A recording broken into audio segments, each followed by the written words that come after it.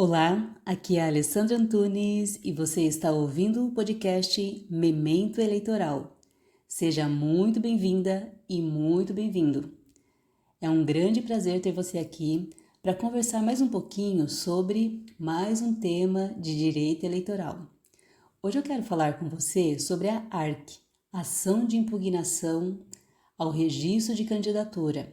Tenho muita informação sobre essa ação, então vamos lá, vamos começar esse papo. Mas antes de começar, eu gostaria de agradecer a todos que ouviram o meu podcast da semana passada sobre o RSED. Eu vi que a minha audiência lá no YouTube aumentou. Então, muito, mas muito obrigada mesmo. Eu espero que vocês também ouçam esse podcast dessa semana, em que eu vou falar sobre a ARC, que eu preparei com muito carinho e muita dedicação para vocês. Muito obrigada. Bem, vamos começar pelo começo. Qual o fundamento legal da ARC? Ação de impugnação ao registro de candidatura.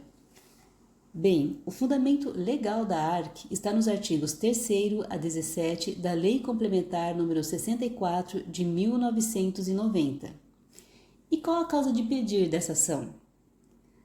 É o indeferimento do pedido de registro de candidatura de pessoas candidatas que não possuam os requisitos de elegibilidade ou apresentem causas de inelegibilidade.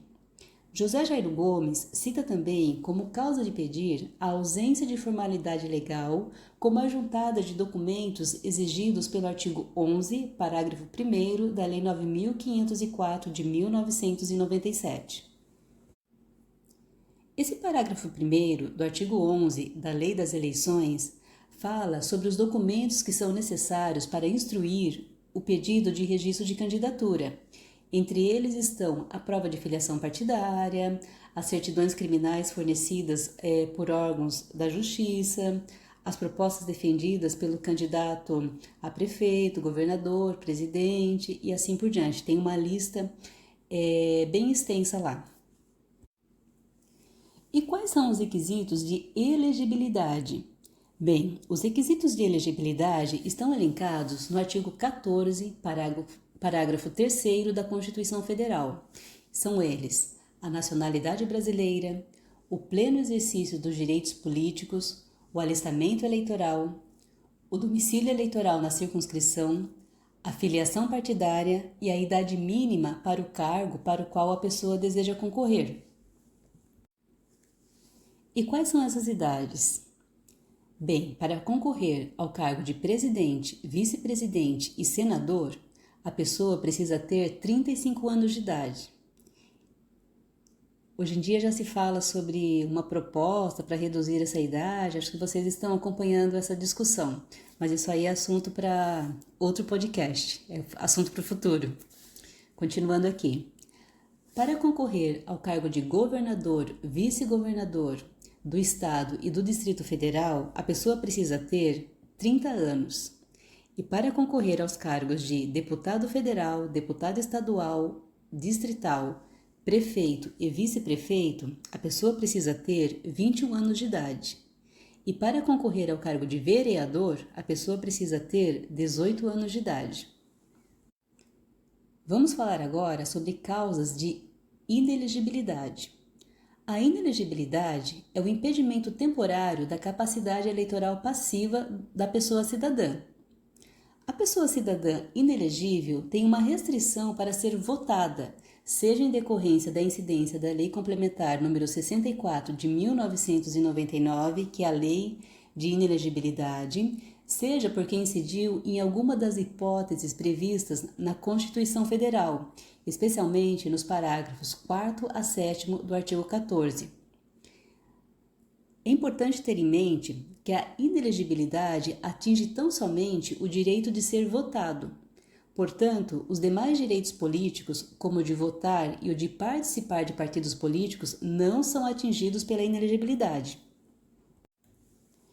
Bem, e quem é inelegível segundo a Constituição Federal?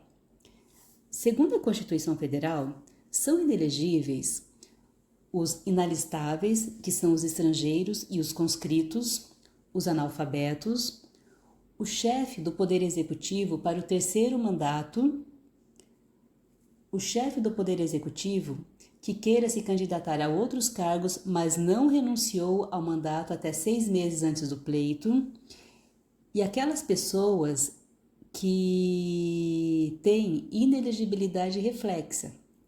A inelegibilidade reflexa, ela está estabelecida no parágrafo 7º do artigo 14 da Constituição Federal, que diz que são inelegíveis no território de jurisdição do titular o cônjuge e os parentes consanguíneos ou afins até o 2º grau ou por adoção do chefe do Poder Executivo ou de quem os haja substituído dentro dos 6 meses anteriores ao pleito, salvo se já titular de mandato eletivo e candidato à reeleição.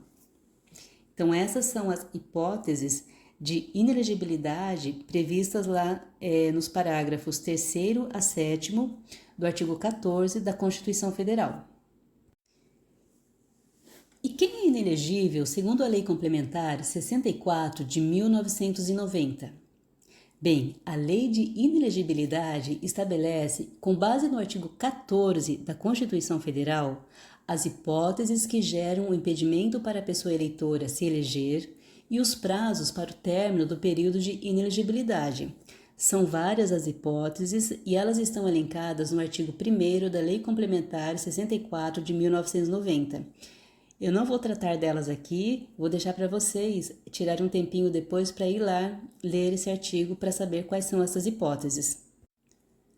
Agora, uma coisa que merece muita atenção é que se a inelegibilidade for superveniente, seja ela constitucional ou infraconstitucional, não poderá ser arguida por meio de ação de impugnação ao registro de candidatura. Nesse caso, se a pessoa candidata for eleita, sua diplomação poderá ser contestada via RCED, Recurso contra Expedição de Diploma. Eu falei sobre essa ação no podcast da semana passada, então se você não ouviu, corre lá para ouvir. Vamos continuar aqui. Agora, se não for interposto RCED, a pessoa poderá assumir o seu mandato e a inelegibilidade superveniente será aferida para as próximas eleições. Agora vamos pensar no cenário em que a inelegibilidade de determinado candidato é arguida mesmo sabendo que esse candidato não é inelegível. Será que isso acontece, gente? O que vocês acham? Deixa aí nos comentários. Bem, neste caso estará sendo cometido um crime eleitoral, porque o artigo 25 da Lei Complementar 64 de 1990 dispõe que constitui crime eleitoral a arguição de inelegibilidade deduzida de forma temerária ou com manifesta má-fé. E a pena nesse caso será de detenção de 6 meses a 2 anos e multa. Vamos falar agora sobre legitimidade. Vamos começar falando sobre legitimidade ativa para impugnação de candidaturas. Quais são os legitimados para impugnar candidaturas? Bem, são as pessoas candidatas, os partidos políticos, as coligações, as federações e o Ministério Público. A gente encontra esse rol lá no artigo 3º da Lei Complementar 64 de 1990, combinado com o artigo 40 da Resolução TSE número 23.609 de 2019. Uma coisa muito importante é que a impugnação por parte de qualquer dos legitimados não impede a ação do Ministério Público no mesmo sentido. E de qualquer maneira, se o Ministério Público não for autor da ação, ele funcionará como fiscal da lei. Devemos nos lembrar que os membros do Ministério Público que tenham ingressado na carreira antes da Constituição Federal de 1988 têm a prerrogativa de disputar eleições, desde que se afastem do cargo.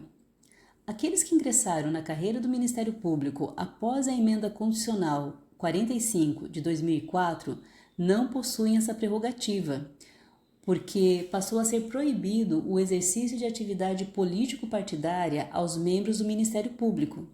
Isso é o que dispõe o artigo 128, parágrafo 5º, a linha E da Constituição Federal. Em decorrência disso, há uma regra a ser aplicada na ação de impugnação de registro de candidaturas. O Ministério Público, que nos 2 anos anteriores tenha disputado o cargo eletivo integrado o diretório de partido político ou exercido atividade político-partidária não pode impugnar o registro de candidatura. Isso aqui prevê o artigo 40, parágrafo 3º da Resolução TSE número 23.609 de 2019 e o artigo 3º, parágrafo 2º da Lei Complementar 64 de 1999, combinado com o artigo 80 da Lei Complementar número 75 de 1993. Devemos nos lembrar também a súmula TSE número 11, que diz que no processo de registro de candidatos, o partido político que não impugnou o pedido de registro de candidatura não tem legitimidade para recorrer da sentença que o deferiu. Contudo, existe uma exceção, para aqueles casos em que a matéria a ser discutida é constitucional. Agora vamos fazer um exercício de imaginação e pensar no cenário em que o registro da pessoa candidata que entrou com pedido de impugnação de outra pessoa candidata seja indeferido. Vamos pensar num exemplo para ficar mais fácil de imaginar.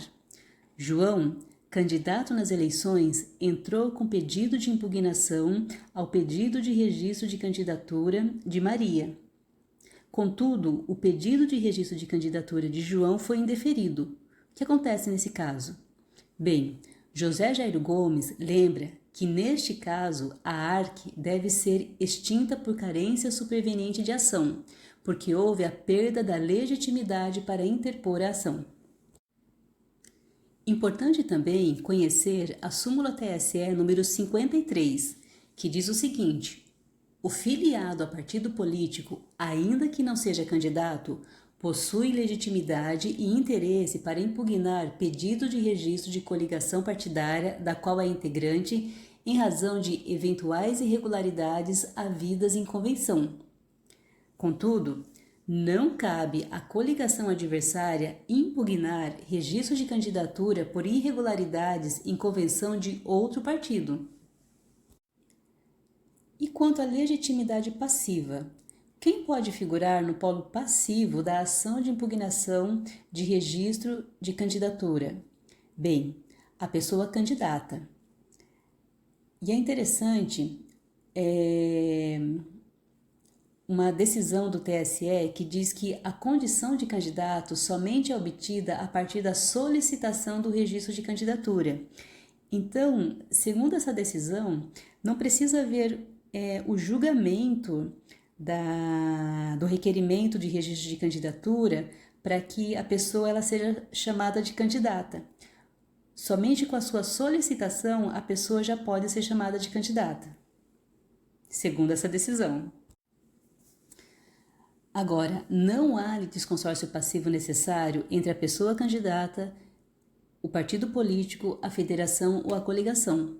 Isso já ficou decidido pelo TSE. Eu até tenho uma decisão do ministro Ricardo Lewandowski, um embargo de declaração número 33.498, em que ele diz que nas ações de impugnação de registro de candidatura não existe litisconsórcio necessário entre o pré-candidato e o partido político.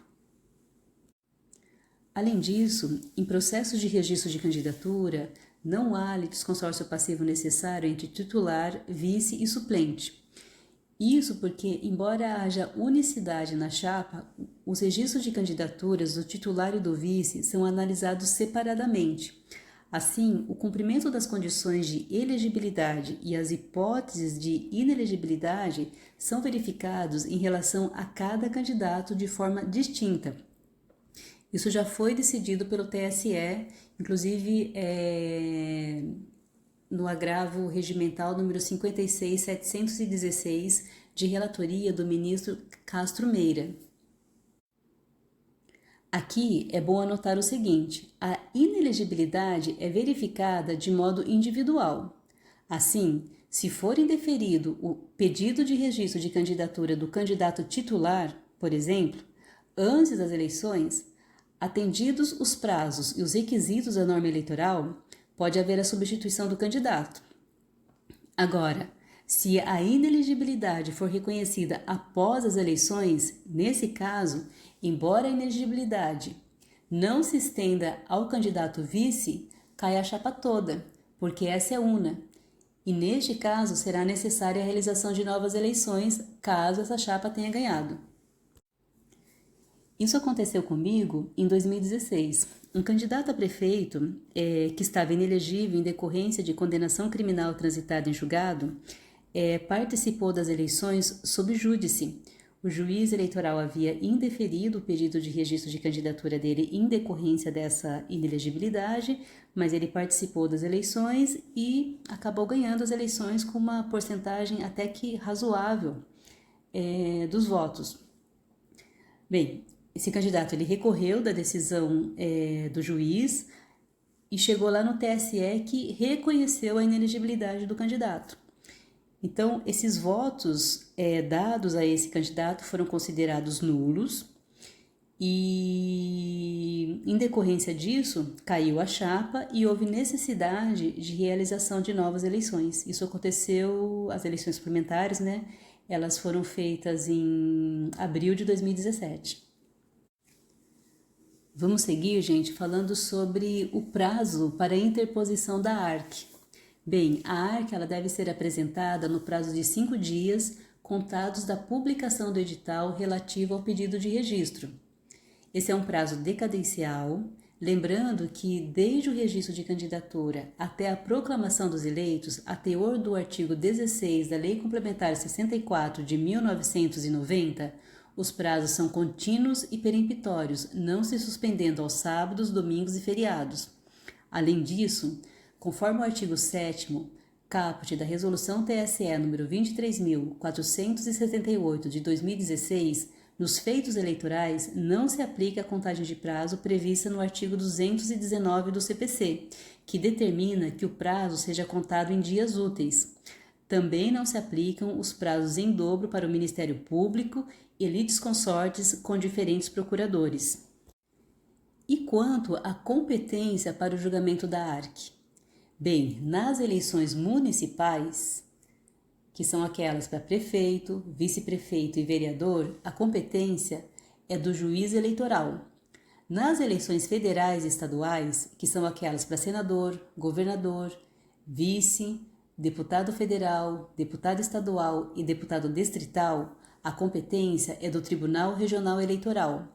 E nas eleições presidenciais, que são aquelas para presidente e vice-presidente, a competência é do Tribunal Superior Eleitoral. Agora, é importante observar que, como a ARC tramita em conjunto com o pedido de registro de candidatura, o juiz ou relator do requerimento de registro de candidatura é prevento para julgamento da impugnação.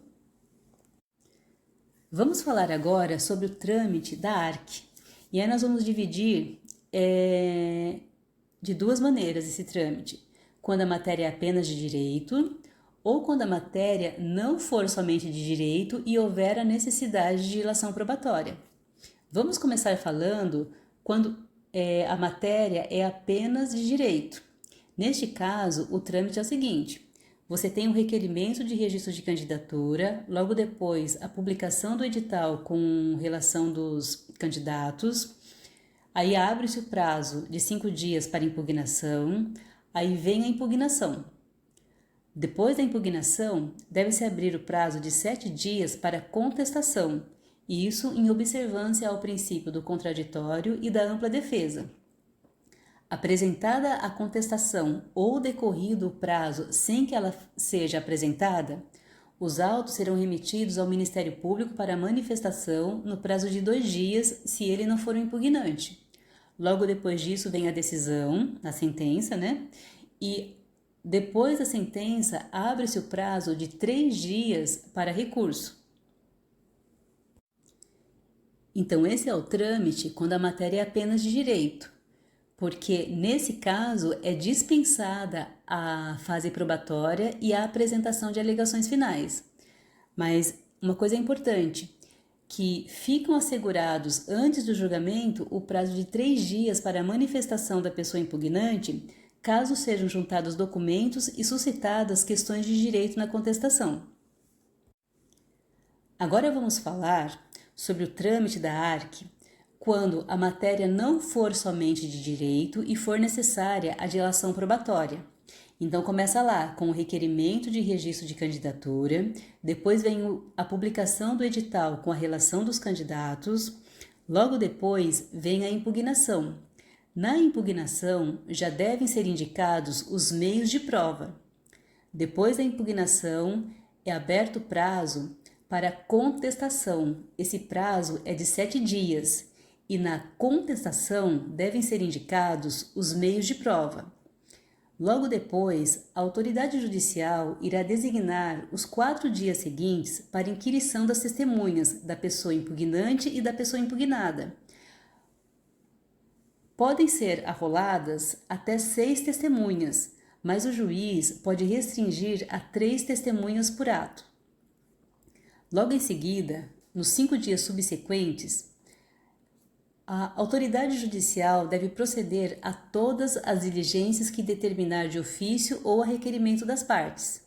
Inclusive, nessa oportunidade, deve ouvir terceiras pessoas referidas pelas partes ou testemunhas como conhecedoras dos fatos e das circunstâncias que possam influir na decisão. Nesse prazo de 5 dias também, quando qualquer documento necessário à formação da prova se achar em poder de outra pessoa, a autoridade judicial pode ordenar o respectivo depósito em juízo e, se a terceira pessoa, sem justa causa, não exibir o documento ou não comparecer em juízo, poderá ser expedido um mandado de prisão contra ela e instaurado processo por crime de desobediência. Logo em seguida, vem o encerramento da fase probatória e as partes serão intimadas para apresentar alegações finais no prazo comum de 5 dias. Após, o Ministério Público, se ele não for parte, se manifestará no prazo de 2 dias, logo depois vem a sentença, abrindo-se prazo para recurso de 3 dias.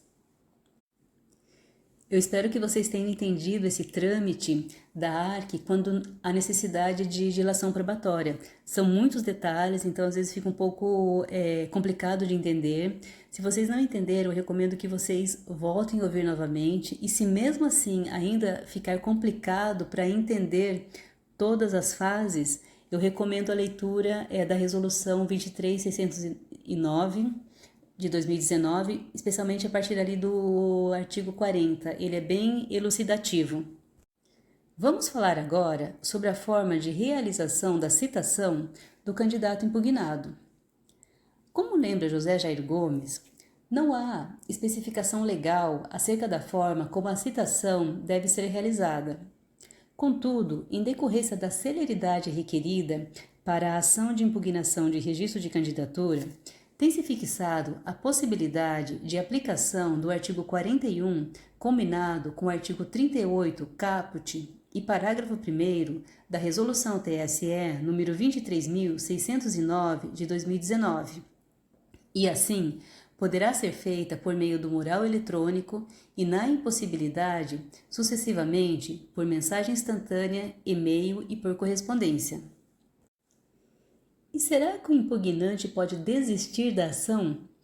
Bem, é possível a desistência da ação, porém a desistência só pode ser requerida até a sentença, e se já houver contestação, será necessária a concordância da pessoa candidata impugnada. O que vocês acham? A pessoa candidata impugnada irá impedir que o impugnante desista da ação? Eu acho que não, né? Bem, vamos continuar aqui. Deferida a desistência, o Ministério Público pode assumir o polo ativo da ação diante do interesse público que está em discussão.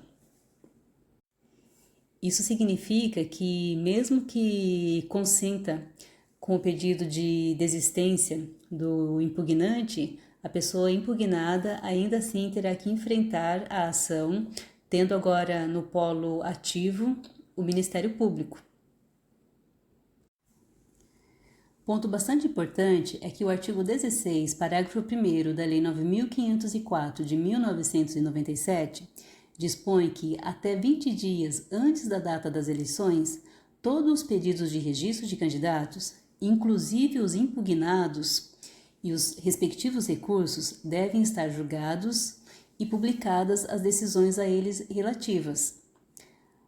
Além disso, no processo em que tramita a ARC, a decisão, a sentença, irá abranger duas relações processuais diferentes, a relativa ao processo de candidatura e a decorrente da impugnação. Ambas devem ser resolvidas no mesmo ato, ou seja, na mesma decisão. Assim, com a sentença, o processo de registro de candidatura e a ação de impugnação ao registro de candidatura passam a ter um procedimento unificado e idêntico. E a concessão de tutela provisória? Será que é possível concessão de tutela provisória na ARC? Bem, não é possível concessão de tutela provisória para negar pedido de registro de candidatura, porque isso impediria o exercício do direito fundamental do exercício de direitos políticos com fundamento em cognição sumária, ou seja, estaria se impedindo a pessoa de exercer a cidadania passiva sem que houvesse uma decisão judicial definitiva. Isso seria extremamente prejudicial, pois essa pessoa estaria impedida de fazer campanha, utilizar horário eleitoral gratuito, receber recursos públicos, receber doação de pessoas físicas, ou seja, essa pessoa não poderia realizar atos para viabilizar a sua eleição, e isso seria muito prejudicial se a decisão final lhe favorecesse, com o julgamento pela improcedência da impugnação. Apesar disso, o doutrinador José Jair Gomes cita que, em casos específicos, como por exemplo, se for patente que a pessoa candidata não possui idade para o cargo pretendido, é possível o deferimento em sede liminar da tutela de urgência. Ufa, tinha bastante coisa para falar sobre a ARC, é um assunto bem extenso, com bastante peculiaridades. Espero que você tenha gostado e se gostou, curta, comente, compartilhe com seus amigos, isso vai me ajudar a divulgar o meu trabalho. E muito obrigada, mas muito obrigada mesmo por você ter me ouvido. Semana que vem volto aqui para continuar falando sobre ações eleitorais, quero falar ainda sobre AIGE, AIME e também sobre as representações por captação de recursos para fins, captação ilícita, né, de recursos para fins eleitorais, ação de captação ilícita de sufrágio e também representação por conduta vedada a agentes ilícitos. Então, esses são os tópicos para os próximos podcasts. Eu não sei ainda qual será o da semana que vem, porque eu vou pensando na semana o que fazer, mas é isso. Muito obrigada. Se você não é meu seguidor lá no Instagram, me segue lá, memento_eleitoral. E foi um grande prazer estar aqui com você de novo. Muito obrigada, beijo, até mais.